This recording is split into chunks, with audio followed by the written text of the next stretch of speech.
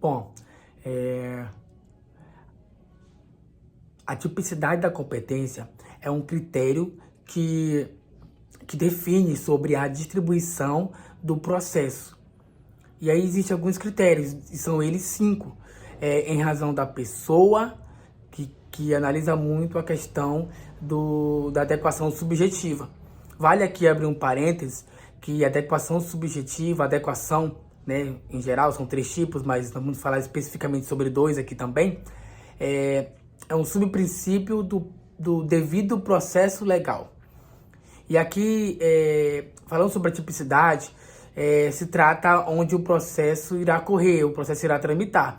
Ou seja, é sobre a distribuição desse processo, a tramitação desse processo, onde que ele irá correr. Nós temos 5 critérios para isso. Nós temos em razão da pessoa, em razão da matéria, em razão da função, em razão do valor da causa e em razão do território. O que isso quer dizer? Em razão da matéria, nós temos aqui um critério objetivo, né? Um critério da adequação objetiva, que quer dizer que é analisado o assunto, né? O assunto do que está sendo pedido, o assunto do pleito que está sendo ali requerido. Então, isso irá definir onde o processo irá correr, né? A parte, né? Qual aliás, o perfil da matéria, o assunto da matéria. O que trata o assunto, né? A gente vê aqui muitas vezes que pode ter, sim, um processo que vai correr de uma maneira mais rápida. Nós temos aí, por exemplo, a Lei Especial de Alimentos, ou seja, o assunto dessa matéria, ele vai fazer com que o processo ele tramite mais rápido. Você imagine só se demorasse aí 1 ano e meio para sair uma sentença sobre alimentos.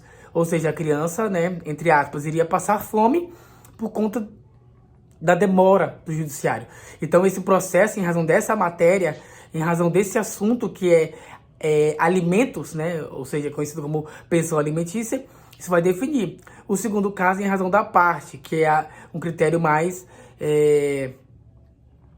objetivo, que quer dizer onde vai correr esse processo, né? Onde o que vai definir vai ser as partes, né, desse processo. Já a questão da função quer dizer sobre o cargo. Vamos supor que alguém tente contra a vida do presidente da República. Esse processo ele vai ser distribuído em razão da função, porque por conta do cargo do presidente da Justiça. Então, o que vai definir a distribuição desse processo é a função, nesse caso aqui, específico, do presidente da República. Já um outro fator é o valor da causa, que define onde esse processo irá tramitar. Por exemplo, nós temos o Juizado Especial Cível, que é o JEC, conhecido como JEC.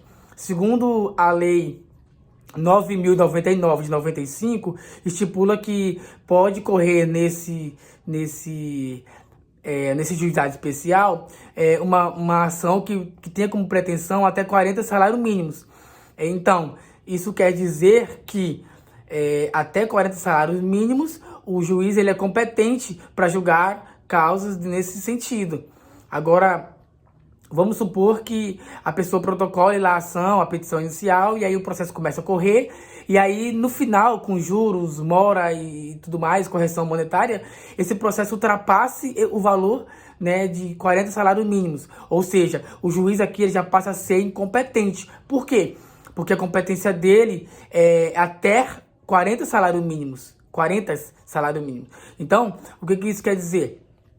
Isso quer dizer que o juiz tem 2 opções. Ou ele vai, a parte, né, o autor, ele vai abrir mão da diferença e ficar apenas com valor que seja equivalente até 40 salários mínimos. Ou o juiz vai extinguir o processo, vai dar uma declaração de sentença, né, de trânsito julgado, o autor pega, né, utiliza dessa declaração e entra com o processo na vara civil, né, no comum. Um outro critério é o critério território. Só aqui lembrando que até 20 salários mínimos não é obrigatório constituir advogado dentro do juizado especial civil. Em relação ao território, nós temos vários critérios que dizem sobre isso. A competência territorial, por exemplo, ela é uma competência que que em regra geral, ela significa dizer que as partes elas têm uma certa liberdade para definir onde o processo irá correr. Mas vale lembrar que se o réu não alegar alguma coisa em relação ao foro, onde foi eleito para dirimir esses conflitos, esses litígios, o juiz ele passa a ser competente até o final, né? Tratando-se aí, por exemplo, do perpetuatio jurisdictionis, que quer dizer que se a parte, né, se a parte ré não alegar sobre isso, o processo vai correr, né, mesmo na comarca, né, na subseção onde estiver, e aí o juiz passa a ser competente. E aí também é analisado alguns critérios, como, por exemplo, os elementos, né, os elementos da ação, que é os pedidos, né, aliás, a parte, os pedidos e a causa de pedir. Tudo isso é analisado dentro da tipicidade da competência para que possa ser distribuído o processo, tá bom? É isso, valeu!